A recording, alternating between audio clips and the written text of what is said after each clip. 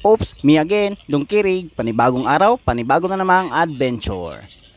For today's video, ang aga namin kumain ng nangka kasi kaninang umaga pagising ko may nakahain na nangka sa lamesa kaya ako bagong gising kinain ko. Hindi ko alam kung kanino nga to eh. Basta sa akin gutom ako. Kakainin ko kung anong nakahain sa lamesa. At sa sobrang tamis, sa sobrang sarap na pagkakahinog, preskong presko talaga, hindi ko napigilang kainin. Hindi nga ako nakaisip na magtiray. Basta kinain ko na lang. Hindi na nga ako nagkape. Hindi rin ako kumain ng kanin. Ito na lang yung kinain ko.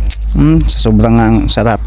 At mga kakirig, kasi ting prutas dito sa amin, kaya maraming prutas. Ang sa vlog ko ngayon, puro prutas. Kasi ang sabi ko nga, yung lolo ko at lola ko mahilig magtanim. At kami rin, mahilig rin kaming magtanim. Kaya ang bakuran namin may nangka. Kaya nakakakain kami ng nangka kung may bunga. Kayo, nakakakain ba kayo ng nangka? Ay, siya nga pala, kalimutan ko.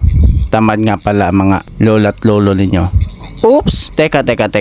Joke lang po. Wala namang tamang na tao kung gusto lang talagang magtanim. Kaya ikaw, kung gusto mong kumain ng langka, magtanim ka na.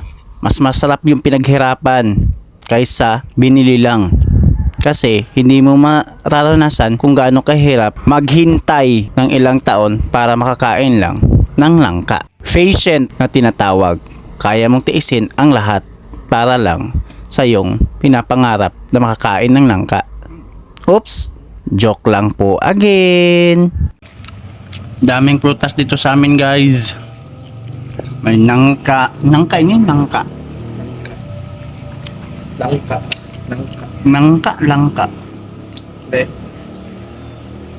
Nabala kayo si tawag sa inyo. Sa ingano na prutas. Sa buwan, nangka. Sa inyo guys, anong tawag to sa inyo? Sa amin, jackfruit. Kaon lang mo guys. Iyo pumunta na. Presko pa yan guys. May tagok. May dagta pa. Sarap.